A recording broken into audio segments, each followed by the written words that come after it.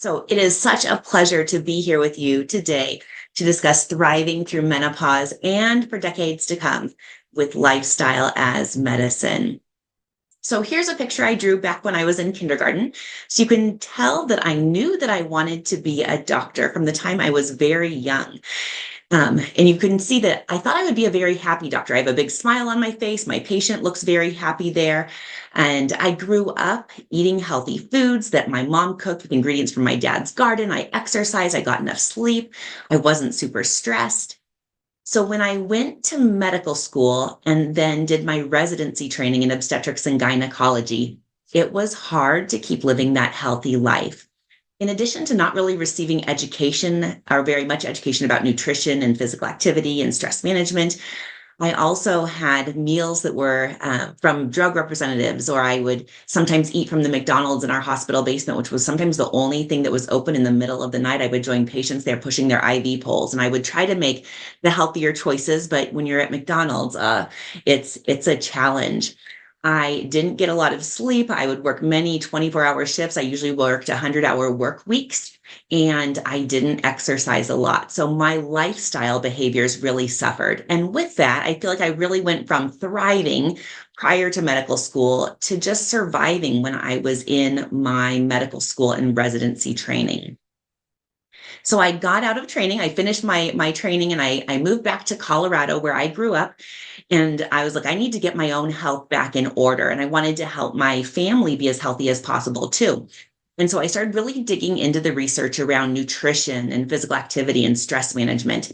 And the more that I learned, the more I found that these healthy lifestyle behaviors could really impact my health, but also impact the health of my patients. For example, as an OB-GYN, I was seeing obviously pregnant patients and patients who are struggling with PMS and fibromyalgia and all different health conditions. And although I was very good at using prescription medications and surgery and procedures to treat those, I really hadn't learned a lot about the power of healthy lifestyle behaviors to impact those health conditions. So as I learned more, I felt like I had this secret superpower in lifestyle as medicine, or these healthy lifestyle behaviors. I shared them with patients. Patients would come back and say, oh my goodness, in addition to helping with X, Y, or Z, I also have less constipation. I have more energy. I feel better. So it really was like this secret superpower.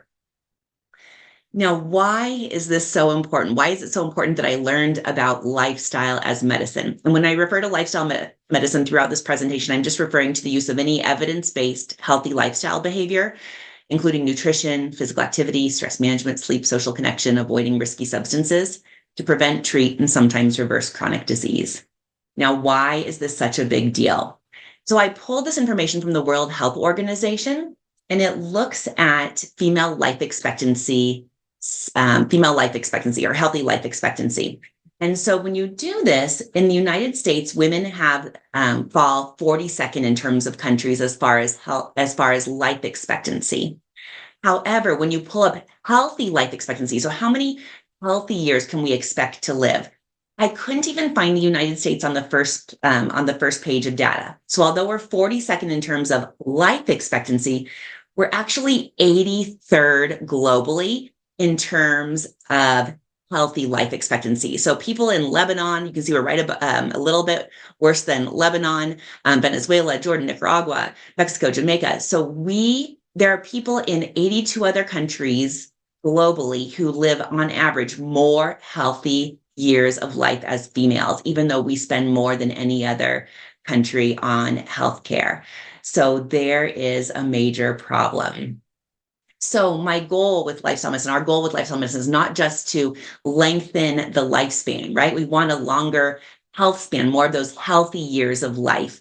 And so it's not just that we want to move that functional limitation, disease, and disability later and keep it the same amount. We really want to compress morbidity or optimize that health span. And that's where lifestyle medicine comes in. Right now, I think too often we're just thinking that it's the status quo for many women to spend the last decade or 2 decades of their life with this functional limitation and disease and disability. And we really need to look at a different paradigm and say there's a different way. I spend time in the blue zones. This is not the blue zone, this is Colorado, but I spend time in the blue zones. And from the blue zones, those 5 areas on the planet where we see those populations who are living on average longer, healthier lives.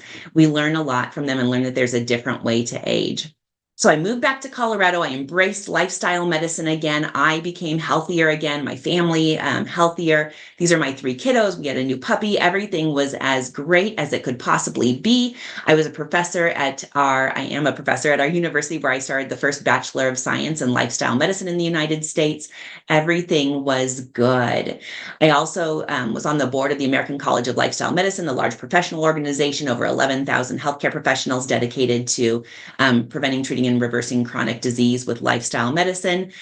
Things were going well, healthy, exercising, and menopause seemed like it was in my distant future. I was not thinking about menopause. I was treating patients who had menopause, but it was not on my radar until a routine screening mammogram at age 42 found a 2-centimeter mass that was invading my chest wall. I had no symptoms. I was not at high risk for this. I'd breastfed all 3 of my kids. I was doing all of the right things, but I still had this mammogram that found this 2-centimeter mass. And as I waited in the room for the interventional radiologist to come in and do a biopsy, I knew that it looked bad. I had seen the mammogram. And so I sat there, and as people stopped by, people who I knew, who I worked in the hospital with, they'd say, "Oh, why are you here?" Or, "Hi, Michelle. Hi, Dr. Tollefson." And I would say, "Oh, I had a mammogram that looked bad. I'm pretty sure it's cancer." And they would say, "I am so sorry. I'm so sorry." And I felt myself shrink smaller and smaller and smaller every time they said, "I'm so sorry." I felt like my power was decreasing. And so as I sat there, I thought, why me? Why me? What did I do wrong? I had been trained to find masses. I couldn't feel this mass at all. It was too deep behind my nipple and heading into the chest wall. Couldn't feel it. No symptoms. And so then I thought, why not me? 1 in 8 women in the United States will be diagnosed with breast cancer. And so as I sat there, I started to think of what I needed to do in order to help myself with this journey, with this fight that was ahead. And I knew I needed to rely on the lifestyle medicine pillars, this evidence-based information and evidence-based principles.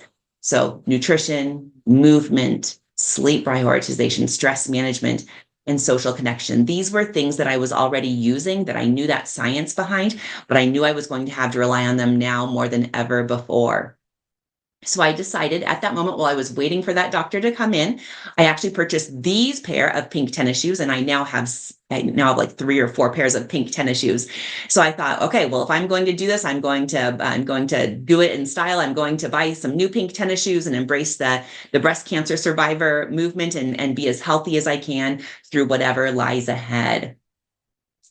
So the menopause transition, you can see prior to menopause, so in a woman's 20s and her early 30s, the estrogen is the orange and the progesterone the blue. They're fairly stable, going up and down with menstrual cycles. But in the menopause transition, we really see a roller coaster. You can see those levels going up and down and up and down. And so a lot of women think, oh, well, I'm not menopausal. I'm still menstruating. So maybe I shouldn't be having menopause symptoms. But really, women often have a lot of symptoms during that transition time. So while they're still having menstrual cycles, although they might be becoming more irregular, those levels are really going up and down. That's the menopause transition. For me, it wasn't so much of a menopause transition as a menopause crash. I was not premenopausal. I was going through normal reproductive age life. And then I went through chemotherapy and went through premature menopause. And then I also had my ovaries removed because of the type of cancer that I had, with an increased risk for ovarian cancer. So I went through a menopause crash. I went through a bilateral mastectomy, had my ovaries out. I went through 16 rounds of really aggressive chemotherapy. So I embraced what conventional medicine said would give me the best chance of surviving this breast cancer. And I also used lifestyle as medicine. I did movement every single day. I worked with a physical therapist. I talked to the dietitians about what could I do to optimize my diet. I worked on my stress and on my sleep. I felt really blessed to have this whole team of healthy lifestyle experts who helped me through that through that process. So I went through a menopause crash, and you can see, so menopause is officially defined as 1 year without any menstruation. So the average age in the United States is about age 51, though of course it can vary. So that purple line represents the average age of menopause. And then after that, levels usually stay fairly low as far as estrogen and progesterone. The physical changes that we typically see, though they can vary, are sometimes periods get a little more irregular. Many women, though not all, have hot flashes and night sweats. We often see skin and hair changes, often more dryness, maybe some brittle or more brittle nails, vaginal dryness, more aches and pains. Once again, not all of these. Menopause is so different. That menopausal transition is so different for each woman. We do see as estrogen decreases, we often will see some changes in cholesterol, maybe a decrease in bone density. And so some of these things can be treated with hormone replacement therapy. Now, I, being a breast cancer survivor with an estrogen receptor positive breast cancer history, would not consider taking hormone replacement therapy, though it does. I believe that it can be useful for some women. They need to weigh the risks and benefits and the age and look at all of those different things in their personal history, their family history. The hormone replacement therapy can help with hot flashes and night sweats, and also vaginal estrogen can help with vaginal dryness, or some hormonal treatments for some women. But the thing that I hear from most women that bothers them the most about physical changes during the menopausal transition is a change in body composition. So starting about, so on the y-axis, we have fat mass, and on the right, or on the x-axis, we have years prior to and after the final menstrual period. So I highlighted that in purple, the final menstrual period, but you can see about 8 to 10 years prior to the final menstrual period. So in a woman's 40s, typically, we start to see a significant increase in fat mass. And what worries me most, so I'm not super concerned about weight or even body mass index. There's a lot of different variables, but what really worries me is the decline that we typically see starting about a decade prior to menopause, with a decrease in lean muscle mass. And why this is so bothersome is because I want my patients to be able to live long, happy lives where they're physically active, where they're, it's not that you can't thrive if you lose your independence, if you're in a long-term assisted facility, but I think that it becomes more challenging. And so I want my patients to maintain or increase their lean muscle mass. Now, we know as men age, they typically gain additional fat mass as well. That's what we typically see. But for women, as we age, we typically gain even more fat mass. You can see also it tends to be more abdominal, more of that abdominal or visceral fat, which has a higher risk as far as an increased risk of morbidity and premature mortality. So with the menopause transition, in addition to aging, with the menopause transition, we really see an acceleration of a typical deposition of more of this visceral fat. Now, even though it is common, it is not inevitable, which is why I want to be able to share with you some ways that you can really address that, whether you're premenopausal, in the menopause transition, or postmenopausal. So do not worry. Even though these things are often associated with menopause, what we do as far as nutrition and movement, all of those things are powerful. So don't despair. Don't step away yet. Emotional changes. We typically see a lot of these with the menopause transition as well. Because of those hormonal roller coasters that we see with estrogen and progesterone, we often will see mood swings, more irritability. We typically see women have more of those, more of a tendency to experience anxiety or sadness, emotional fatigue, brain fog. You can imagine if you're not sleeping well, and sometimes decreased confidence can go along with it too. So once again, these aren't all associated with it, but these are common things that we see. And so after I finished treatment, treatment is done. That's my Blake, my youngest son. I was just surviving. I had made it through treatment, and I was like, what are menopause symptoms? What is post-chemotherapy? Like, I don't even know. But I knew I didn't want to stay this way. I was weak. I couldn't walk up the stairs every night in order to kiss my kids goodnight, even though I had exercised every day during chemotherapy, but I was weak. I was just surviving, and I knew I was going to use lifestyle medicine in order to thrive again. So our lifestyle behaviors are so powerful, and they impact physical and emotional health. And so if we're eating a lot of inflammatory foods, a lot of ultra processed foods, if we're too sedentary, if we're not exercising enough, if we're not getting enough sleep, it can lead us down a negative or a downward spiral of increased inflammation, where we have that low-grade chronic inflammation. Now, some inflammation is good. Like if we get a bug bite, we want a little bit of inflammation there. We see it get pink, and our body is able to help us fight that, but we don't want that chronic low level of inflammation. And that's what those negative or those detrimental lifestyle behaviors do is they increase inflammation. They make it harder for us to thrive.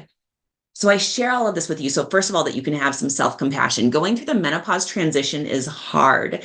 As I knew that it was difficult for many women, but as I learned more and more about it, I became even more acutely aware, and then going through it myself, that transition is hard. It's hard when your body has more of a propensity to distribute fat mass around your abdomen. Like that's hard. So first of all, I think it's important for us to be compassionate with ourselves and to realize our body does change during that menopause transition. Menopause is not a disease. It's not something that has to be treated, but just to realize that with that transition of hormones, there are some things that shift. And know that you are not alone. You are going through this, but so is every woman who has gone through that menopause transition. If we live long enough as women, we go through that menopause transition. So you are not alone. We are not alone. Even though we don't talk about a lot of these symptoms, many women are experiencing, or most women are experiencing these as they go through that menopause transition, or at least some of them. But I believe education leads to empowerment. And I'm here today to educate you with things that you can do with lifestyle medicine principles that can really make a difference. So I've shared the bad news with you, right? But now education, what can you do to empower yourselves, to empower other women who are going through this menopause transition, or who that have it in the future? Or even if you're decades beyond the menopause transition, say you're postmenopausal like me, I'm now 5 years postmenopausal. Whether you're in your 60s, 70s, or 80s, these things can also help you thrive for years to come. I want to encourage you to listen to your body. Now, menopause is so different, right? There's some women who go through the menopause transition and never have a hot flash or a night sweat. So listen to your body. I encourage everyone to have a notebook where they write down, like, what are the symptoms that you're experiencing? And then investigate what helps you as far as healthy lifestyle behavior. So if I try to increase my fiber, if I try to get a little more sleep, how does that impact the symptoms that I'm having? And as women, we're so often caregivers for others. Remember, you need to care for yourself. You need to engage in these healthy lifestyle behaviors before you can help others. So remember, put on your oxygen mask, as they often say on the airplane, before you put it on someone else, so that you could help a child. So the menopause transition, I like to think of it like a caterpillar going through that metamorphosis. So with a caterpillar, before the menopause transition, maybe we're caterpillars, we're going through life. And then during that transition, something happens and we can't go back to how we used to be. Like, there's a change that's happening, but it's an opportunity. That change, that time in the chrysalis, when we're changing from what we used to be to what we're becoming, is an opportunity to really embrace these healthy lifestyle behaviors, because our lifestyle behaviors can impact how we go through the menopause transition to menopause and then post-menopause. We have an opportunity to impact our health trajectory so that we're not surviving, but moving toward thriving through that menopause transition and for decades to come. So these healthy lifestyle behaviors that we'll focus on today lead to that upward spiral of physical and emotional health and well-being.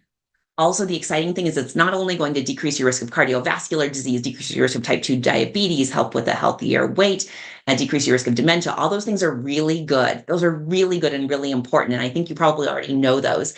But when we embrace these healthy lifestyle behaviors that I'll share today, they also impact energy. Most women, as they go through the menopause transition, struggle with a decrease in energy.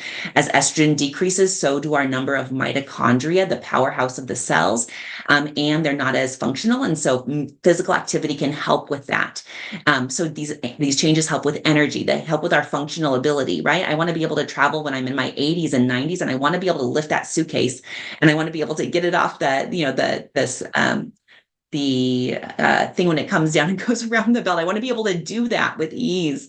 I want to have a good mood. I want to have brain health, and I want to have a purpose-filled life. So all of these can be impacted by those healthy lifestyle behaviors. So that transition is a window of opportunity, really wherever you're at. Anytime you have a diagnosis, anytime you're going through a rough time, it's really of a window of opportunity. And so the lifestyle medicine tips that can help you through that transition that I want to focus on today are focusing on fiber, savoring blood sugar stability, not those sugar spikes, getting in more movement minutes, striving for strength, which is so important for women during the menopause transition and beyond, prepare for pillow time, enhance your energy recovery environments. As women often struggle with fatigue, we need to be really mindful of what we're doing to increase our energy recovery, take some breath breaks, and then also to prioritize people and purpose. So that's what we're going to cover today. So now the good news. Let's start with nutrition. Number one tip, focus on fiber. Recommended daily intake for Americans, according to the general guidelines, it's about 25 grams of fiber per day, maybe a little lower after menopause. However, that should be like the lowest that we strive for. Now, fiber is found in plants. You probably know that already. And so we are a fiber deficient nation. About 95% of American women do not get adequate fiber. We don't even meet that low benchmark of like 20 to 25 grams a day. Women are typically getting about 12 grams a day of fiber. And that's because we're eating so much ultra processed food as a nation. Now, fiber is so important for digestive health. We have an epidemic of constipation in the United States. And we could do so much just by eating more fiber. Fiber also helps us with attaining and maintaining a healthy weight. It helps with mental health, having an adequate energy, and decreases the risk of so many different health conditions. So my 19-year-old daughter taught me how to use AI generated images, and I put in all the words I could think about the menopause transition gut microbiome. So as estrogen decreases in our gut, so taking a step back, gut microbiome, probably already know there's trillions of bacteria, trillions of different organisms in all over, like our skin, vaginal microbiome, gut microbiome. But we're focusing on the gut microbiome, so in our intestines. We're going to focus on the bacteria, the trillions of bacteria in our intestines, and they have a tremendous impact on our health. Now, as estrogen declines through that menopause transition, there's a tendency for more pro-inflammatory bacteria to overproduce or reproduce. And so that menopause transition is really a time when the microbiome is vulnerable. And so it's not that eating healthy before menopause or the menopause transition wasn't important. Like, it's always important, right? For my kids, it's always important across the whole lifespan. However, during the menopause transition, there's increased vulnerability. And so it's extra important to eat a lot of fiber, to eat healthy foods, to really decrease or eliminate those nutrient poor and calorie dense foods that make up too much of our American diet.